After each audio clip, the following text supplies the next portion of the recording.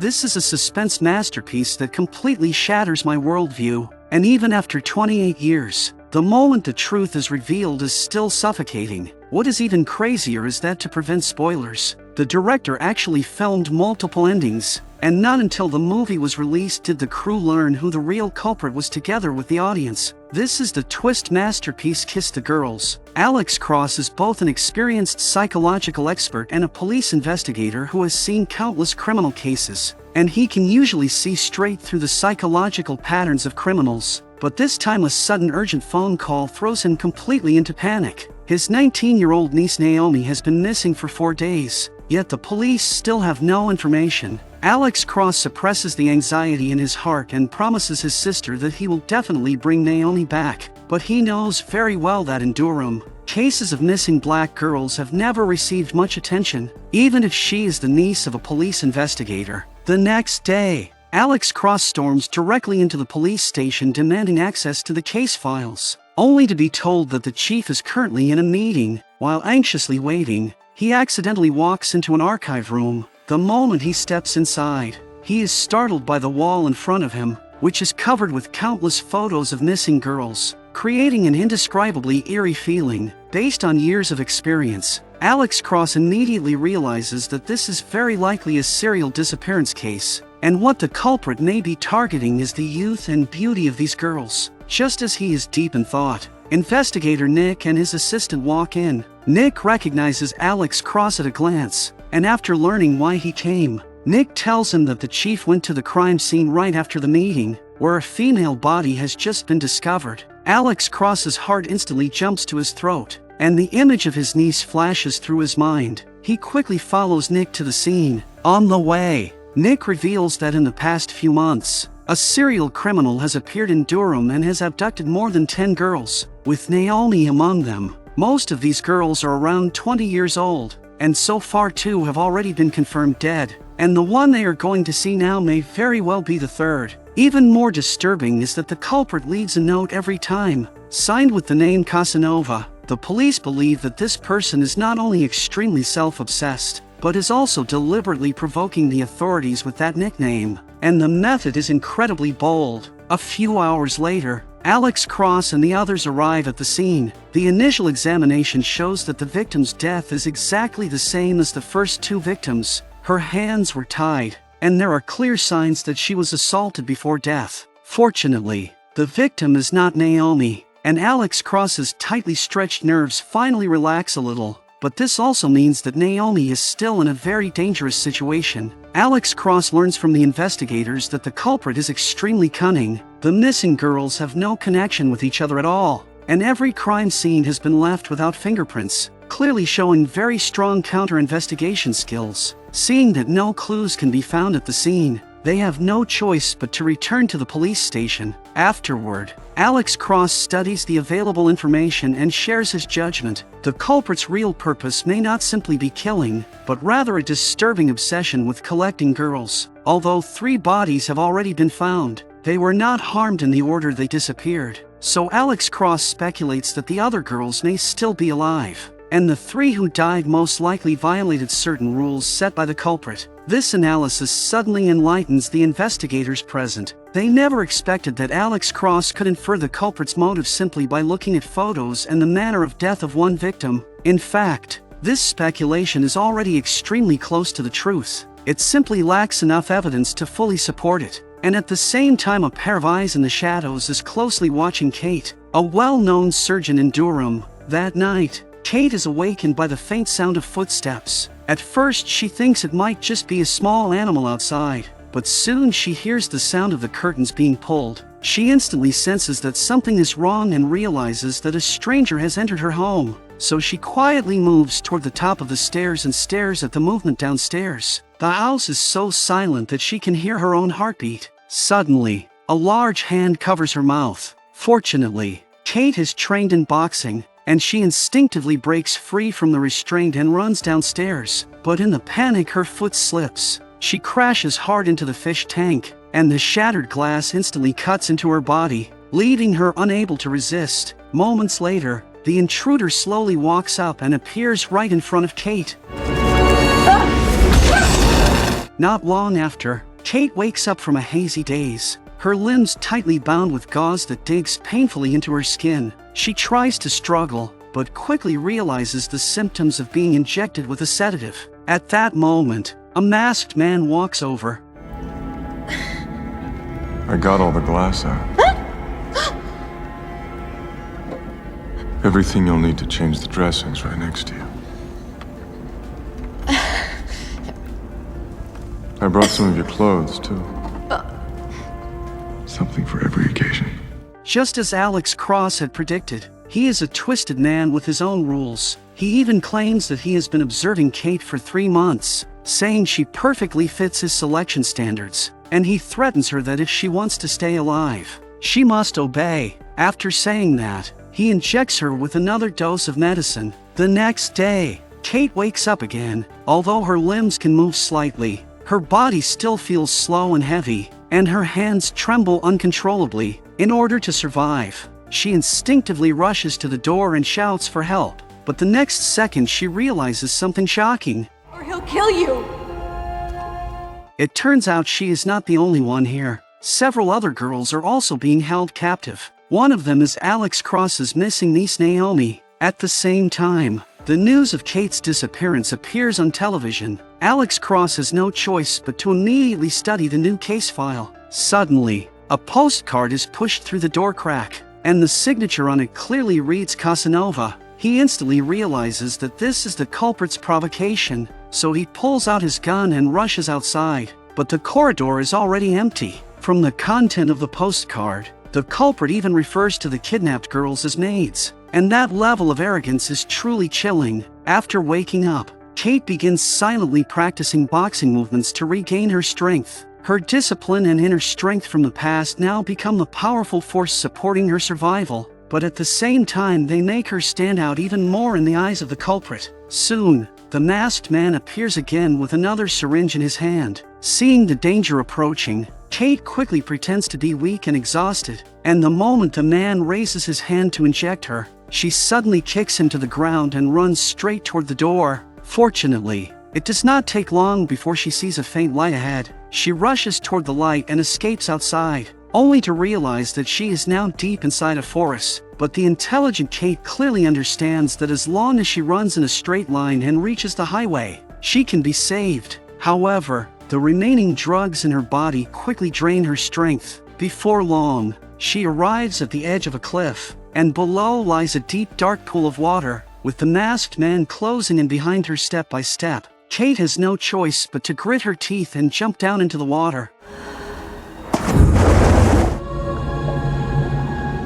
That same night, Alex Cross receives a call from the police. A fisherman has discovered the drifting Kate and rushed her to the hospital for emergency treatment. Alex Cross's heart suddenly sinks, and the sense of danger in his mind feels even stronger than when he first learned that Naomi had disappeared. Because at this moment, Alex Cross does not know whether Naomi is still alive. But he has no time to think further. He immediately drives to the hospital and heads straight for the ward. Fortunately, after intensive treatment, Kate is temporarily out of danger, but several of her organs show signs of unexplained failure. Looking at Kate, who is trembling constantly even while unconscious, Alex Cross feels as if his heart is being torn apart. Facing Kate's unexplained condition, the doctor suspects that she may have been poisoned by drugs. Those words instantly remind Alex Cross of a rare medical report he once read, describing a substance that is extremely difficult to detect and can cause memory loss. He quickly searches through medical documents,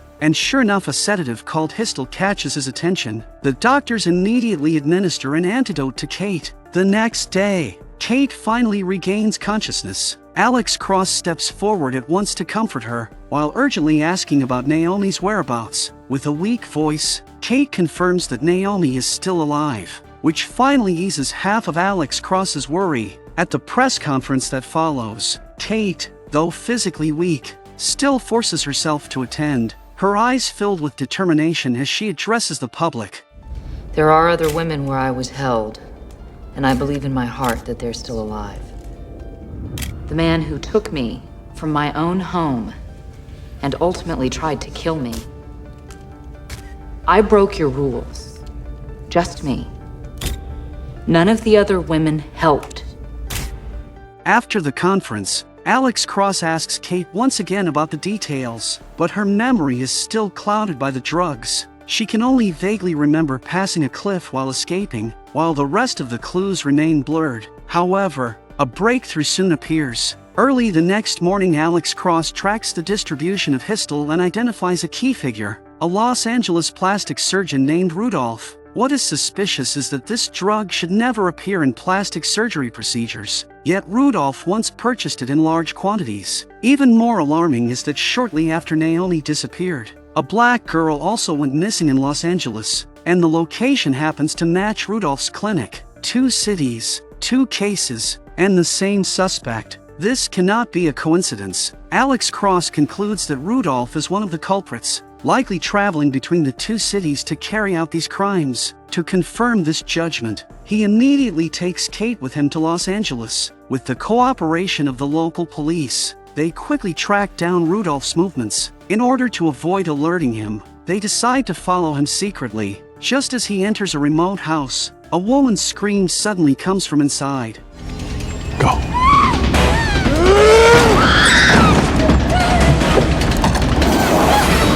It's okay!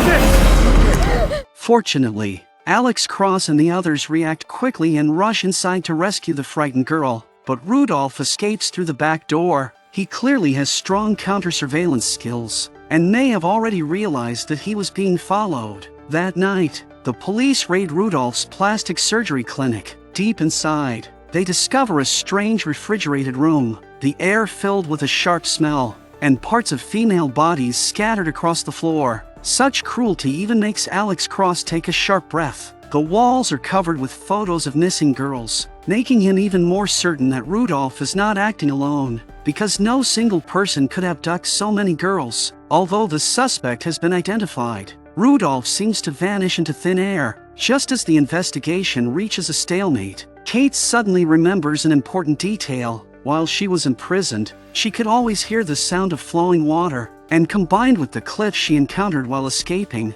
she believes the prison must be a hidden room near a waterfall. Alex Cross immediately returns to Durham and checks the map, and sure enough he finds an abandoned village located near both a highway and a waterfall. This place would make transportation convenient, while the sound of rushing water could cover any noise, perfectly matching the conditions of a hidden prison. He does not hesitate for a second and immediately rushes out with 2 officers to begin the search. Meanwhile, the escaped Dr. Rudolph quietly returns to the prison. Inside, all the missing girls are indeed being held there, including Naomi. But a question soon arises: is Dr. Rudolph really Casanova? The answer is no. Earlier, while investigating online messages, Alex Cross had already discovered that the serial criminal in Durham was not one person but 2. Dr. Rudolph from Los Angeles and a mysterious man hiding locally both call themselves Casanova, and they compete with each other by abducting young girls. The level of their cruelty and arrogance has long exceeded what ordinary people can imagine. At that moment, a voice suddenly echoes through the darkness, angrily scolding Dr. Rudolph. Or they would have found me. You don't belong here. The accusation from his partner immediately angers Dr. Rudolph, as he believes most of the girls were captured by him and therefore he deserves the final say. Seeing Dr. Rudolph acting arrogant and domineering, the mysterious man in the darkness suddenly fires a shot. But the shot is not meant to take his life. It is simply part of their twisted competition of pride. The gunshot reaches Alex Cross's ears, and he immediately moves toward the direction of the sound. Soon he discovers a locked small door. Without hesitation, Alex Cross breaks the door open, and the loud crash alerts Dr. Rudolph and the mysterious man. The 2 men abandon the girls and quickly disappear into the darkness. When Alex Cross rushes inside, he only has time to exchange a brief glance with Naomi, who looks up at him. At that moment, hope finally returns to all the girls, but Alex Cross does not free them immediately and instead rushes out in pursuit, because he knows the priority is to stop the criminals. Otherwise, the girls could still be in danger. Moments later, Alex Cross suddenly spots a figure running ahead. He quickly fires his gun, but the shot only hits Dr. Rudolph while the mysterious man manages to escape. Although the operation is not a complete victory, The police successfully rescue all the girls and discover fingerprints left behind by the mysterious man inside the hideout. The truth now seems only one step away, yet the real climax is just beginning. The next day, Alex Cross prepares to return to Washington. Before leaving, he calls Kate and repeatedly reminds her that the mysterious man is still at large. Kate reassures him that officers are guarding the house. Just after hanging up, Alex Cross accidentally notices a police report receipt, and the signature at the bottom turns out to be Nick. A sense of alarm instantly rises in Alex Cross's mind, and he quickly takes out a Casanova postcard and carefully compares the handwriting, only to discover that the two signatures are identical. It becomes obvious that the final culprit is Nick, the police detective himself. Alex Cross feels a sudden shock and immediately calls Kate back, but the phone can no longer connect. He instantly realizes that Kate may be in danger and immediately drives toward her house at full speed. At the same time, Nick is already inside Kate's house. He pretends that he has come to replace the officer on duty and casually chats with Kate, while Kate notices nothing unusual and even warmly invites him to cook together. It is not until Nick accurately mentions details about Kate's personal life that everything suddenly feels wrong. Not since that surgeon, 6-7 months ago? You were special, Kate. Do you have any idea how much time I gave you? Months. Yes, months. I sacrificed for you. Now I'm gonna show you sacrifice. A chill runs through Kate's entire body, and she immediately realizes that the man standing before her is the criminal who has not yet been captured. Seeing that his identity is exposed, Nick stops pretending and says with a twisted expression that he is a man driven by conquest, and his lifelong pursuit is to make every outstanding woman submit to him. But Kate's resistance instantly makes him furious. For a twisted predator like him, he cannot tolerate a target standing above him, and his purpose today is clearly to make Kate pay the price. The difference in physical strength between Kate and Nick is far too great, and within only a few moments she is knocked to the ground. At the critical moment, Kate struggles to pull down the chandelier above her and smashes it hard onto Nick. Before Nick can recover from the pain, Kate quickly grabs a pair of handcuffs nearby and locks his wrist onto a gas pipe. Once restrained, Nick completely loses control, and his anger consumes him so much that he violently tears the gas pipe apart. Gas quickly fills the entire room. Nick then pulls out a lighter and arrogantly declares that he will end everything together with Kate. At that life or death moment, Alex Cross arrives just in time.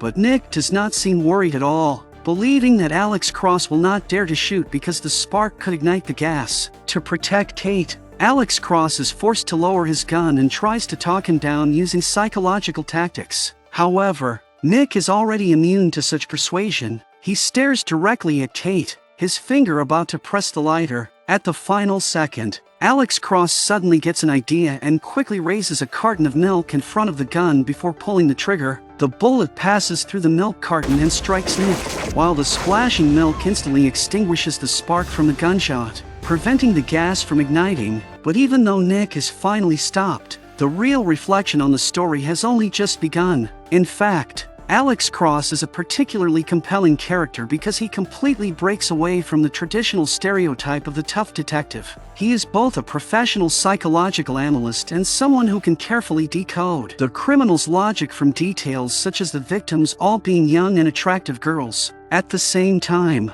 he is also a man driven by emotion, angered by the reality that cases involving black victims in Durham are often ignored, which is why he takes the initiative to investigate his niece's disappearance and challenges the stereotype that investigators must always remain emotionally distant. His growth lies in the process of balancing professional reasoning with human empathy. At first, he tries to rely purely on rational analysis to understand the criminal's methods. But after seeing the wall filled with photos of missing girls and learning about Kate's desperate escape from the cliff, he realizes that the criminal's cruelty far exceeds theoretical expectations. In the end, he combines psychological persuasion with quick thinking in the moment, using the clever idea with the milk carton to stop the criminal. completing his transformation from a logical psychological expert into a detective who understands both justice and humanity. Kate is also far from the typical helpless victim often seen in suspense stories. Instead, she becomes a survivor who actively fights back even in the most desperate situation. Her habit of practicing boxing before going to sleep gives her the confidence to resist. After being kidnapped, she pretends to be weak to deceive the criminal and waits for the right moment to strike back while secretly rebuilding her strength. In the final confrontation, she quickly uses the chandelier as a weapon and then locks the criminal to the gas pipe with handcuffs. Every act of resistance comes from her own preparation and courage rather than pure luck. This also breaks the stereotype that women in crime stories are always passive victims. That concludes today's story, and we will meet again in the next episode.